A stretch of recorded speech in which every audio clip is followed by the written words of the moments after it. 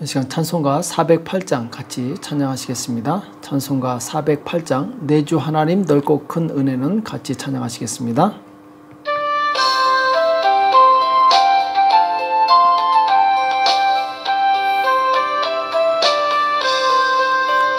내 주 하나님 넓고 큰 은혜는 저 큰 바다보다 깊다. 너 곧 닷줄을 굴러 깊은 데로 저 한가운데 가보라. 언덕을 떠나서 창파에 배 띄워 내 주 예수 은혜의 바다로 내 맘껏 저가라. 왜 너 인생은 언제나 거기서 저 큰 바다 물결 보고 그 밑 모르는 깊은 바다 속을 한번 헤아려 안 보나. 언덕을 떠나서 창파에 배 띄워 내 주 예수 은혜의 바다로 내 맘껏 저가라. 많은 사람이 얕은 물가에서 저 큰 바다 가려다가 찰싹거리는 작은 파도 보고 마음이 졸여서 못 가네. 언덕을 떠나서 창파에 배 띄워 내 주 예수 은혜의 바다로 내 맘껏 저가라. 자 곧 가거라 이제 곧 가거라 저 큰 은혜 바다 향해. 자 곧 내 너를 저 깊은 데로 가라. 망망한 바다로 언덕을 떠나서 창파에 배 띄워 내 주 예수 은혜의 바다로 내 맘껏 저가라. 아멘. 이 시간 다같이 기도하시겠습니다. 살아계신 하나님 아버지, 이 새벽에 저희들을 불러주시고 하나님 앞에 나올 수 있도록 은혜 주심을 감사합니다. 주의 성령님 우리 가운데 역사하사 날마다 주님의 뜻 가운데 거할 수 있도록 도와주시옵소서. 위기가 왔을 때 기도로 승리하게 도와주시옵시고 또한 기도의 승리함으로 하나님께 영광 돌리는 삶을 살 수 있도록 도와주시옵소서. 아버지의 뜻에 순종하며 주님의 제자가 되어서 복음을 증거하는 일에 귀하게 쓰임받을 수 있도록 우리 모두를 축복하여 주시옵소서. 오늘도 우리 주시는 말씀을 듣기 원합니다. 주는 말씀하여 주시옵시고 깨닫는 은혜가 있도록 도와주시옵소서. 이 시간 주께서 함께 해주실 것을 믿고 감사하며 예수님의 이름으로 간절히 기도합나이다. 아멘. 이 시간 하나님의 말씀 시편 57편 1절에서 5절 말씀 같이 보시겠습니다. 시편 57편 1절에서 5절 말씀 같이 한 목소리로 합독하도록 하겠습니다. 같이 읽겠습니다. 시작. 하나님이여 나를 긍휼히 여기시고 나를 긍휼히 여기소서. 내 영혼이 주께로 피하되 주의 날개 그늘 아래서 이 재앙이 지나기까지 피하리이다. 내가 지극히 높으신 하나님께 부르짖으며 곧 나를 위하여 모든 것을 이루시는 하나님께로다. 저가 하늘에서 보내사 나를 삼키려는 자의 비방에서 나를 구원하실지라. 하나님이 그 인자와 진리를 보내시리로다. 내 혼이 사자 중에 처하며 내가 불사르는 자 중에 누웠으니 곧 인생 중에라. 저희 이는 창과 살이요 저희 혀는 날카로운 칼 같도다. 하나님이여 주는 하늘 위에 높이 들리시며 주의 영광은 온 세계 위에 높아지기를 원하나이다. 아멘. 하나님의 영광을 위한 기도, 하나님의 영광을 위한 기도라는 제목으로 같이 말씀을 나누겠습니다. 오늘 시편 57편은 다윗이 사울왕을 피해서 동굴에 숨어 있을 때 그때를 이제 배경으로 한 기도로 추정이 됩니다. 사무엘상 22장에 보면은 이제 이 다윗이 아둘람 굴에 숨어 있었고 또 24장에서는 이제 엔게디 굴에 숨어 있었죠. 이때 다윗은 하나님의 인자심을 따라서 자신을 구원해 주시고 또 하나님의 진리를 따라서 자신을 힘들게 하는 악인을 심판해 달라고 호소를 하고 있습니다. 1절에 보면은 하나님이여 나를 긍휼히 여기시고 나를 긍휼히 여기소서 내 영혼이 죽게로 피하되 주의 날개 그늘 아래서 이 재앙이 지나기까지 피하리이다 이렇게 말씀하고 있습니다. 자, 태풍이 왔을 때 사람들은 그 태풍이 지나갈 때까지 안전한 곳에 대피해서 기다리게 됩니다. 왜냐하면 사람의 힘으로 그 태풍을 이길 수 없기 때문에 그렇죠. 마찬가지입니다. 우리 인생에 큰 위기가 왔을 때 주의 백성은 주의 품에 대피해서 그 위기가 지나갈 때까지 기다려야 됩니다. 왜냐하면 내 힘으로 그 위기를 이길 능력이 없기 때문에 그렇습니다. 그래서 주님 품에 의지해서 그 위기가 지나갈 때까지 간절히 기도하게 되면 하나님께서 나를 위해서 그 의인을 위해서 일하시게 됩니다. 오늘 2절에 보면은 내가 지극히 높으신 하나님께 부르짖으며 곧 나를 위하여 모든 것을 이루시는 하나님께로다. 자, 하나님께 피해서 간절히 부르짖어 기도할 때 하나님께서 나를 위해서 모든 것을 이루신다 이렇게 말씀하고 있죠. 곧 하나님께서는 우리가 기도할 때 일하시는 분이십니다. 하나님께 나가서 간절히 구하는 자에게 하나님께서는 역사하시는 분이시라는 거죠. 그래서 믿음의 사람은 하나님을 알기 때문에 내가 해결할 수 없는 그것을 가지고 고민하지 않고 오직 하나님께 맡기고 기도하면서 기다리게 됩니다. 그래서 이 빌립보서 4장 6절과 7절에 보면은 아무것도 염려하지 말고 오직 모든 일에 기도와 간구로 너희 구할 것을 감사함으로 하나님께 아뢰라. 그러면 모든 지각에 뛰어난 하나님의 평강이 그리스도 예수 안에서 너희 마음과 생각을 지키시리라 이렇게 말씀하셨습니다. 자, 여기서 염려하지 말라고 말씀하고 있습니다. 염려한다는 것은 내가 해결하겠다는 것이죠. 그러나 염려하지 않고 하나님께 나가서 기도할 때 그것은 곧 하나님께 모든 것을 맡기겠다는 것입니다. 그래서 기도하고 간구하는 것 이것은 하나님께서 일하시도록 전적으로 나를 맡기는 것입니다. 사무엘상 1장에 보면은 이 한나라는 여인은 아기가 없어서 크게 괴로워합니다. 그때 그 대적 분인나가 한나의 약점을 공격합니다. 그래서 한나를 격동시키고 그리고 번민케 합니다. 그때 한나는 분인나와 직접 싸우지 않고 하나님께 나가서 기도합니다. 곧 하나님의 날개 아래 피해서 하나님께 부르짖어서 간절히 기도했던 것이죠. 자, 마침내 하나님께서는 이 한나라는 여인에게 큰 선물을 허락하십니다. 민족의 지도자 사무엘을 아들로 주시게 되죠. 하나님께서는 기도하는 한나를 위해서 일해 주셨던 것입니다. 우리에게 닥친 위기는 기도할 기회입니다. 그래서 그 위기 가운데 기도할 때 우리는 하나님의 능력을 경험할 수 있습니다. 예수님과 제자들이 갈릴리 바다를 지나갈 때 큰 풍랑을 만나게 되죠. 그때 주님은 주무시고 계셨고 제자들은 최선을 다해서 그 위기를 넘어보려고 하지만 결국 포기합니다. 도저히 그 비바람을 감당할 수 없었던 것이죠. 그때 제자들은 주님을 깨웁니다. 주님 우리를 불쌍히 여겨달라고. 이때 주님께서 일어나서 그 풍랑을 잠잠케 하십니다. 자, 풍랑은 제자들에게 위기였지만 곧 예수님을 깨우는 기회가 되었습니다.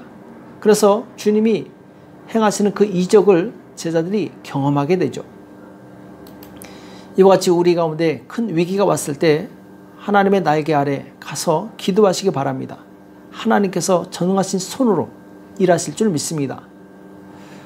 또 하나님께서 일하실 때는 인자와 진리로 일하신다 이렇게 말씀하고 있습니다.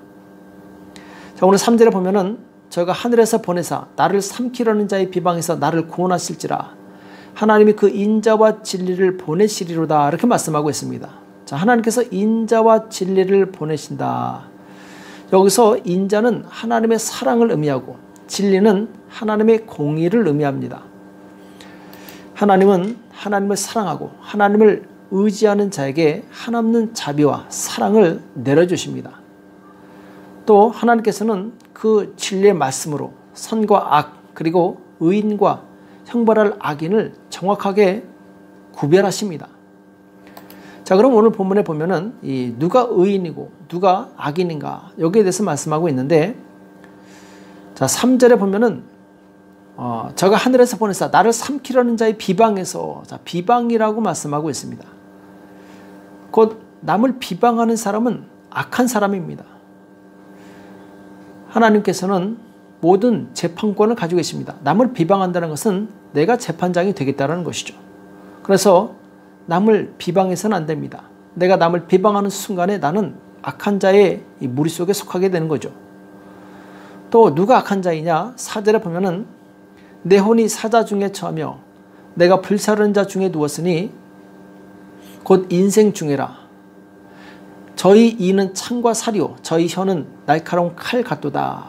여기 보면은 이 악한 자의 특징이 무엇이냐? 저희 이빨은 창과 살이다. 찌르고 그리고 죽이는 것이죠. 혀는 날카로운 칼 같도다. 자, 이것은 말로 의인을 공격하는 것입니다. 그들의 혀는 창과 화살, 날카로운 칼과 같아서 다른 사람의 마음에 상처를 줍니다. 하나님을 경외하지 않는 악한 자들은 이 악한 말을 하는데 담대합니다. 그 입술의 열매로 그 사람의 됨됨이를 알 수 있는 것이죠. 그 입에서 끊임없이 남을 비방하고 그리고 사람의 심령을 죽이는 그런 악한 말을 쏟아내고 있다면 그 사람은 하나님께 속한 사람이 아닙니다.